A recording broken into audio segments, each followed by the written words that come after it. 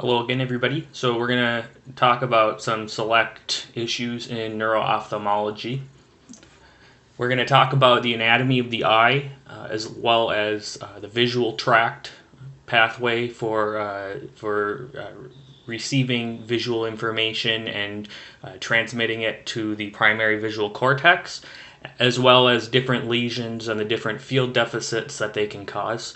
We're going to talk about the horizontal gaze pathway, which has to do with eye movement, and then we'll talk about some of the gaze palsies, particularly abducens nerve and oculomotor nerve. So this is the anatomy of the eye from the lateral aspect and from the superior aspect on the right. And it's worth remembering that 4 of the major 6 eye muscles that are responsible for movement are innervated by the oculomotor nerve. So it's fair to say that the oculomotor nerve is the primary innervator of the intraocular eye musculature.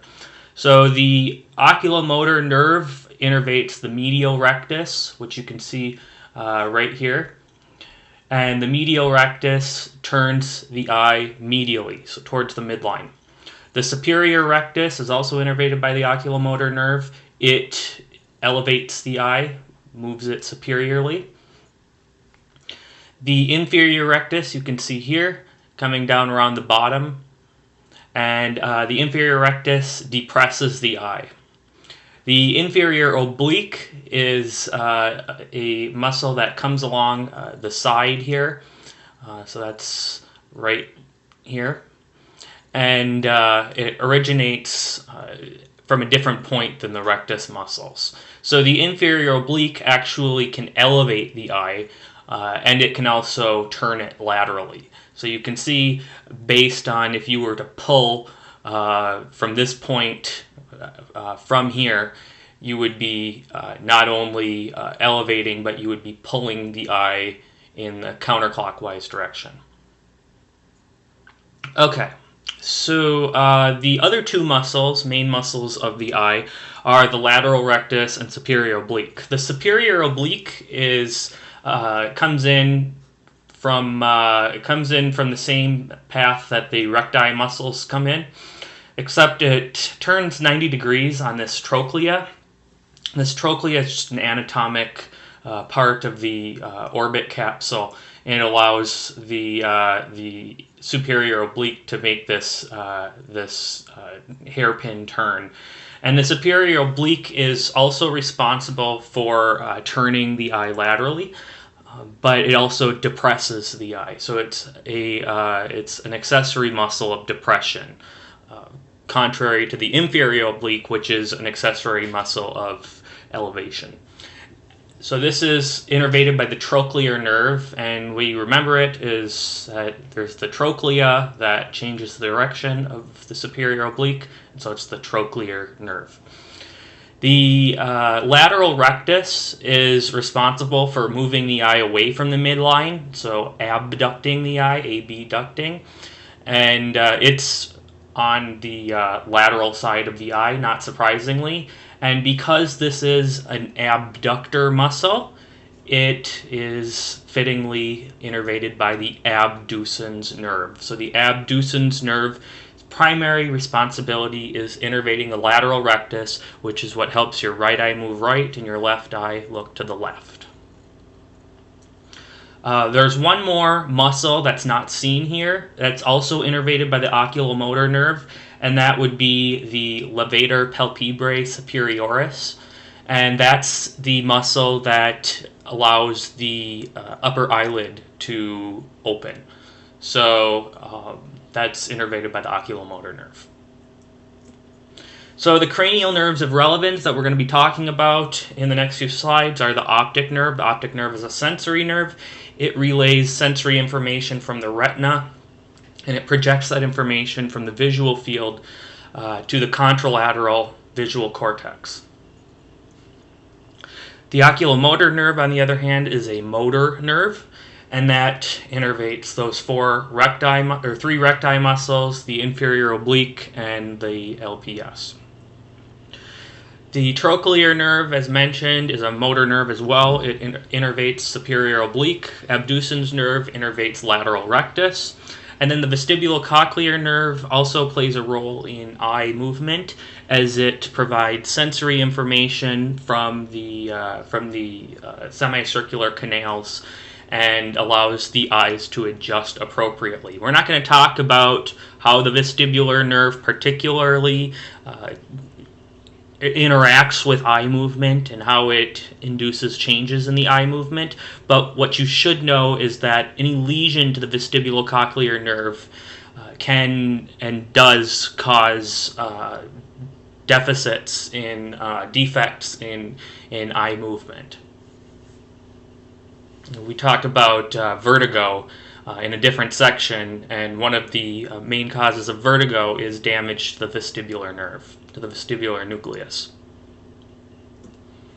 Okay, so this is the visual fields, and what I want to stress first is that you have a left and right visual fields, but that does not correspond to what you see with your left eye and what you see with your right eye. If you were to cover up your right eye, everything you see with your left eye that's on the left-hand side, if you were to draw a line down the middle of your field of vision, that's your left visual field for your left eye. And everything you see on the right-hand side of that imaginary line is your right visual field of your left eye. And then the same thing with the right eye. If you were to cover up your left eye, everything you see on the left-hand side from your right eye is the left visual field from your right eye, and everything you see on the right-hand side from your right eye is your right visual field from your right eye. So you have a left visual field from your left eye, a right visual field from your left eye, which is next to the right visual field from your left eye, and the right visual field from your right eye. Now it makes sense that it's the right-hand part of the left eye that sees the left visual field from the left eye. The right-hand side of both eyes view the left visual field. Because of the concave shape of the eye, it makes 90 degrees with if you were to draw a ray from the 90-degree ray from the retina, it would join with the opposite visual field. So here's our left visual field. It makes a 90-degree angle with the retina on the right-hand part of the eye. So the left visual field for both eyes is seen by the right part of the retina. So here's your corresponding to red. Here's your left visual fields, both in the left and right eye, and it's on the right-hand side of the retina that views the left visual field. And the opposite for the right visual field, it's seen on the left part of the eye. Now, all those nerves that see the visual field, they coalesce and form the optic nerve as it leaves the orbital cavity. And that's cranial nerve 1, and that is just your optic nerve. Now, at a point, the information from the left visual field from the left eye and the right visual field from the right eye cross, so that on the left-hand side, on the left side of your brain, you're only carrying visual field information from the right visual fields. And on the right side of your brain, you're only carrying visual field information from the left visual fields. Okay, but before that happens, it's just the optic nerve.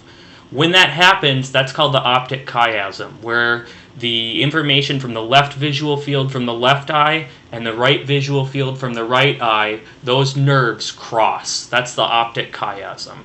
And once they join up with the continuations of the optic nerve on either side, that's considered the left or right optic tract. The optic tract terminates in the thalamus, and it's called the lateral geniculate nucleus, LGN.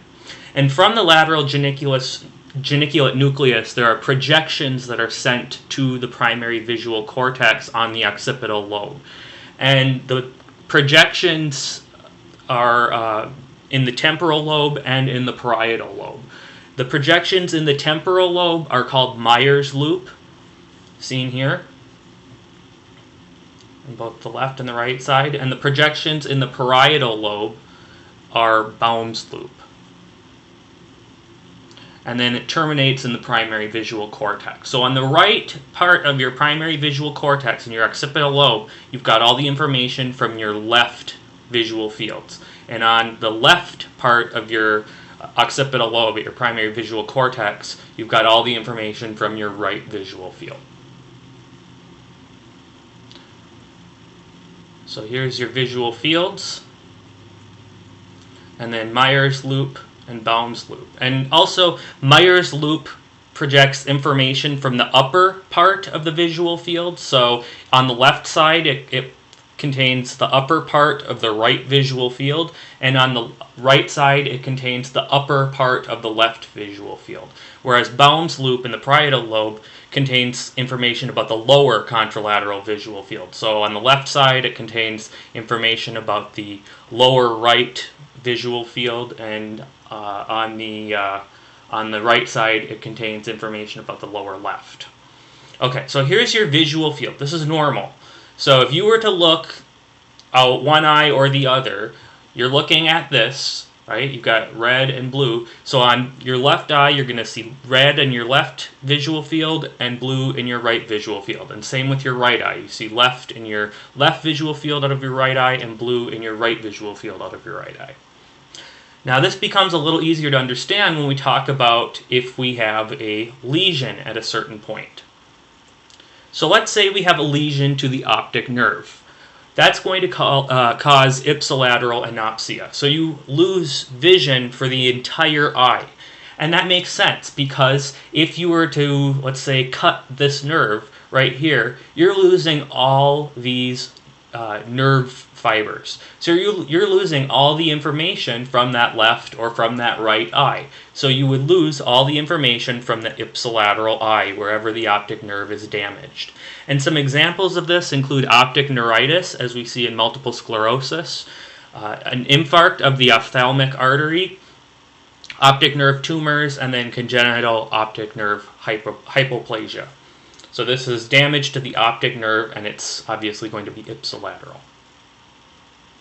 Now, if we have a lesion to the optic chiasm, and usually it's due to pressure on the optic chiasm, it's going to cause bitemporal hemianopsia. Bitemporal meaning it's on the temporal side, and hemianopsia meaning half of the total visual field for that eye. So let's look at this. From the left eye at the optic chiasm, we are crossing information about our left visual field. It's crossing over to the right side, and vice versa for the right eye.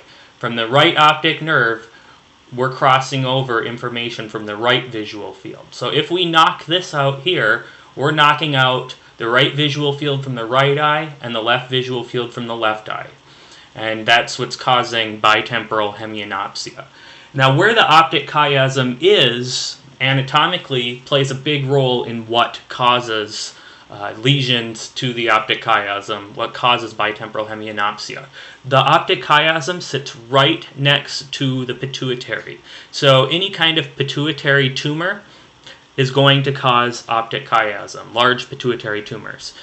The optic nerve and optic tract up until the LGN are covered by meninges, so a meningioma can also cause a bitemporal hemianopsia, and then craniopharyngioma as well can also cause bitemporal hemianopsia. And then one more thing, aneurysm of the anterior communicating artery. Remember, part of your anterior circulation that gives rise to your anterior cerebral arteries, that connects both the left and the right side of your circle of Willis.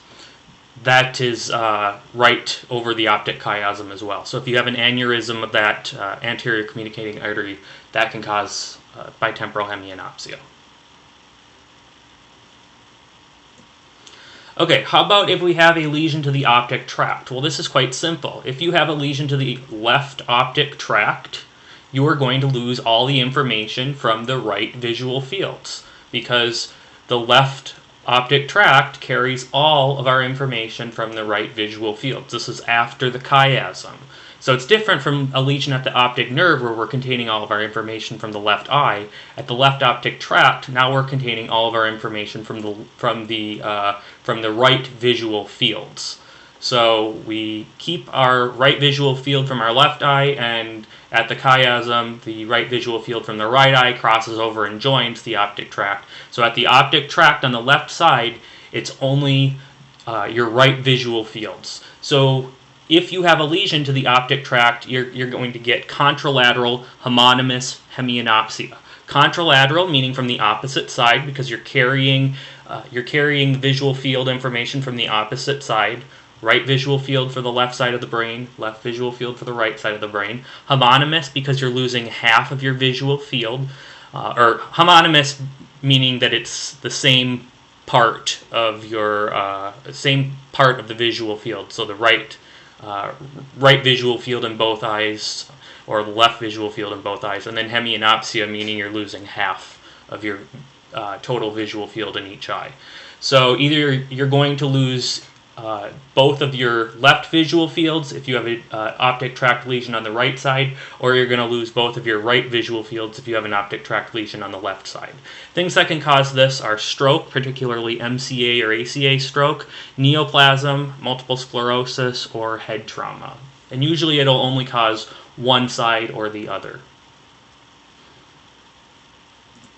Okay, so remember that Meyer's loop contains the superior part of the vision from that side.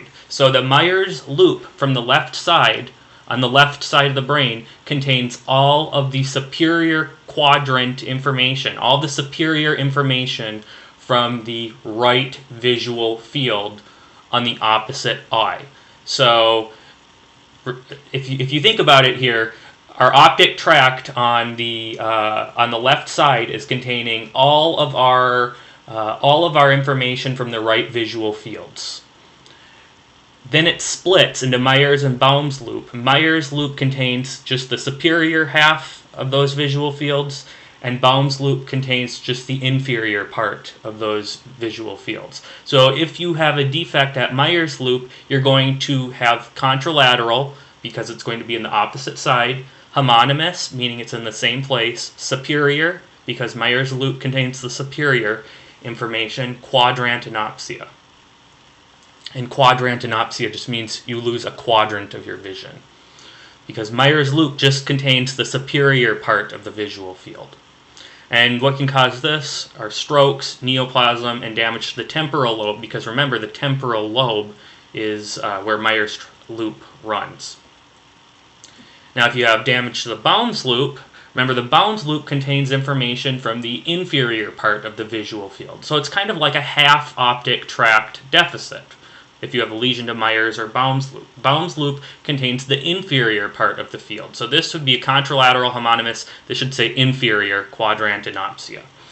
So if you have a defect to the inferior or to the left Baum's loop, you're going to lose your lower right visual fields from both eyes. Examples of this could be stroke to the PCA, because that is primarily what's innervating the parietal lobe, neoplasm, or damage to the occipital or parietal lobe. Now, if you have damage to your primary visual cortex, that's also going to cause homonymous hemianopsia, because just like damage to the visual tract, you're causing damage to all these neurons that the optic tract contained. So if you have an optic tract lesion, you're going to get homonymous hemianopsia, and if you get a primary visual cortex lesion, you're going to have homonymous hemianopsia, because all of these nerves were once part of this optic tract. The difference, however, is that there's a little part in the middle, a few neurons that you have that make up the middle part of your visual fields, both on the left and on the right, that are fed vascularly by both the left and the right PCA. So if you have a left PCA stroke, meaning a stroke to your right visual fields, you will actually maintain some of the middle part of your right visual fields, because the middle part of the visual fields are fed by both the left and the right PCA. So the right PCA will still be able to keep those neurons alive, and that's called macular sparing. Macular being in the middle part of your visual field. So if you have a PCA stroke to your left visual field, you will lose all of your right visual field except for the little bit in the middle. And then the same on the right. You lose all of your left visual field but a little part in the middle. And that's different from an optic tract lesion where you would lose all of your visual field, including the macular part. Okay, we're going to shift gears now to the horizontal gaze pathway. So what we're talking about here is how we move our eyes left and to the right. And how is it that when we move our eyes to the left, both eyes move to the left? When we move our eyes to the right, both eyes move to the right. We have a coordination that goes on there, and that's really important because if we didn't have that coordination, if we moved our eyes to the right and our right eye moved but our left eye stayed in the same place, we would go cross-eyed and we would have diplopia. So in order to understand how this works, we have to understand how we feed motor input, how we initiate eye movement from the motor cortex. So just like any other muscle of the body, any other skeletal muscle with conscious movement, it is initiated from the frontal lobe. So the frontal lobe, just like the homunculus for the rest of our body, we have frontal eye fields, and those frontal eye fields initiate eye movement. So the frontal eye fields will send projections to what's called the paramedian pontine reticular formation, and of course they're contralateral. So the right frontal eye fields control the left eye, and the left frontal eye fields control the right eye. Now I did include in here input to the PPRF from the vestibular nucleus, just for completion's sake, because the vestibular nerve does provide information on how our eyes should be moving, but we're not talking about that here. So you can disregard the vestibular nuclei for what we're talking about here. So the frontal eye fields feed the PPRF, and the PPRF feed the abducens nucleus, among other nuclei in the brain. So if, let's say, you want to move your eyes to the right, the first thing that is going to happen is that your left frontal eye fields is going to tell your right paramedian pontine reticular formation that we want to start moving our right eye to the right. So, of course, it's got to start from the left because it's contralateral control. It goes down to the PPRF and activates that. Now, the abducens nucleus has two parts. Remember that the abducens moves eyes laterally. So what eye needs to move laterally if we want to move our eyes to the right? It's going to be the right eye, because if we want to look to the right, our right eye has to look to the right, and our left eye has to look to the right. The only difference is the right eye is abducting, and the left eye is adducting, because the left eye is going to the midline, and the right eye is going away from the midline. So the abducens nucleus has two parts. One, it feeds the lateral rectus directly, and that's going to happen right away. So if we're moving our eyes to the right right lateral rectus gets fed by the abducens nucleus, and that allows the right eye to move right. Now there's this interneuron communication between the abducens nucleus and the oculomotor nucleus that allows, when our right eye moves right, to have our left eye move right as well. And if our right eye is going to move right, that's going to take the lateral rectus. But if our left eye is going to move right, that's going to take the left medial rectus. And so whenever the abducens nucleus is stimulated, not only does it stimulate the abducens nerve, but it also stimulates this MLF, the medial longitudinal fasciculus. And these exist on both sides, obviously, and it stimulates the medial rectus part of the oculomotor nucleus, which allows that medial rectus to contract.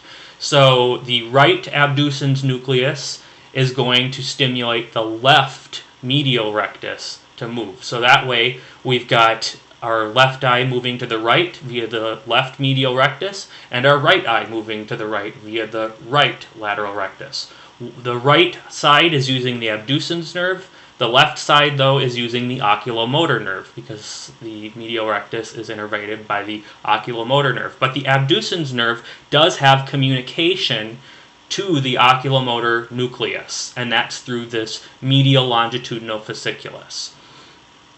And it would be exactly the opposite if you wanted to move your eyes to the left. Now, what do we consider the right MLF and the left MLF? It's going to be where it synapses. So the MLF that synapses at the left oculomotor nucleus is considered the left MLF. This part right here. And the right MLF is going to be this part right here. So the left MLF ultimately is going to be what tells our left medial rectus to move, and the right MLF is going to be what tells our right medial rectus to move. And of course, the medial rectus moves the eyes towards the midline. Of course, this will be a lot easier to understand when we look at deficits. So the medial longitudinous is what makes our eyes move together when we move left or right. Anytime we activate the lateral rectus in one eye, we automatically activate the medial rectus in the other eye. And damage to these fibers would obviously then result in discoordination during horizontal gaze. Because if you were to not have this left MLF, this strand here that goes from right to left, the left MLF, you would stimulate the abducens nucleus and the right eye would look to the right, but you would have no way of getting your left eye to look to the left automatically. And so the right eye would be looking right, but the left eye would be looking straight ahead. And so this would cause discoordinated or disconjugate gaze. So let's look at this. This disorder, if you have this damage to the MLF, it's called intranuclear ophthalmoplegia, either left or right, depending on what INO, or depending on what MLF is being damaged. So if it's the left MLF being damaged, so this MLF here, it's left intranuclear ophthalmoplegia. If it's right MLF being damaged, it's right intranuclear ophthalmoplegia. Okay, so let's say we have left intranuclear ophthalmoplegia. What's that going to look like? Well, first off, let's remember our pathway here. We have our abducens nuclei, and then we have our MLF, our right one here, and our left one here. We're going to say that our left MLF has the lesion. Remember that the MLF goes from abducens to oculomotor.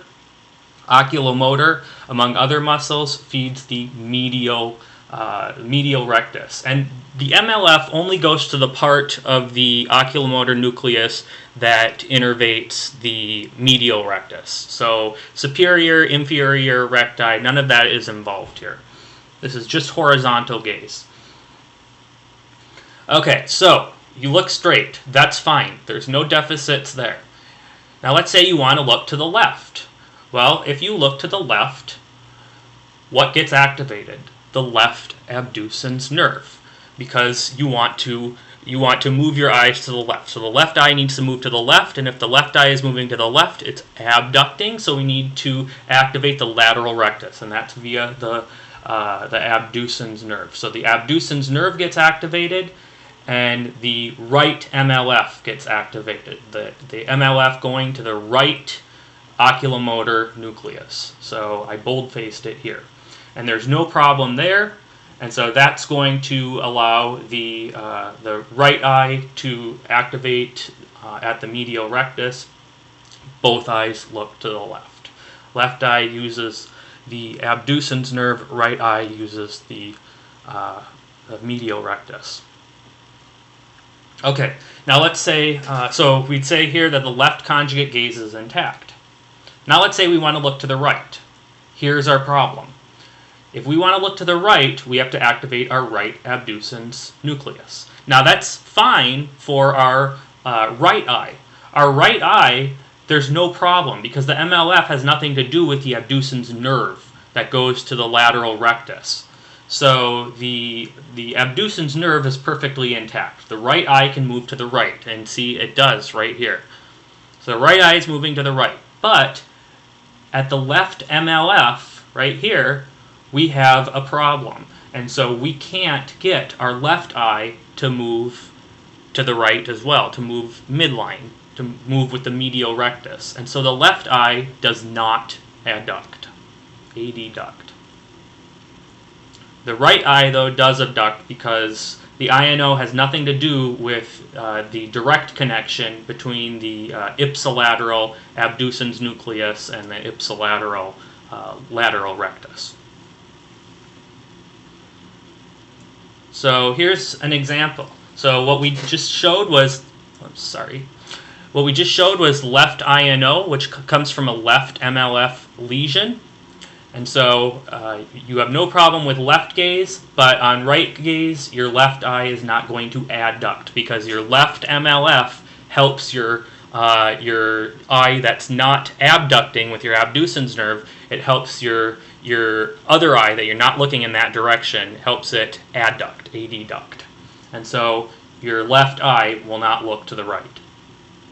With right INO, which would be a lesion to the right MLF, you would have a problem with leftward gaze and that your right eye would not adduct, but your left eye would abduct. And then when you look to the right, you're fine because you have no problem with your right abducens nerve or your left MLF. Okay, and then I just denoted it here. The side that is in the green here is using the cranial nerve 3, the oculomotor nerve, medial part, and then part that's in purple here, 6, is using the abducens nerve. Now, in patients who have some diseases, particularly multiple sclerosis, they can get damage to both MLFs at the same time. And so they would have, looking straight, they would have this here normal, but then they would have both a left gaze and a right gaze problem. So they would have both left INO and right INO. Okay, and I just want to add one more time that your MLF, what determines what side it is, because they are decussating. The left MLF is the MLF that terminates at the left oculomotor nucleus, and the right MLF is the MLF that terminates at the right oculomotor nucleus. So it's not where they start, it's where they end. Okay. How about an abducens nerve palsy? So with INO, our abducens nerve was working fine. But now let's say that we had a problem that affected our abducens nerve. Well, then the problem would be in abducting. So normally we look forward, we look left, both eyes go to the left eye is using its abducens nerve, and if we look to the right eye is using its abducens nerve with the lateral rectus.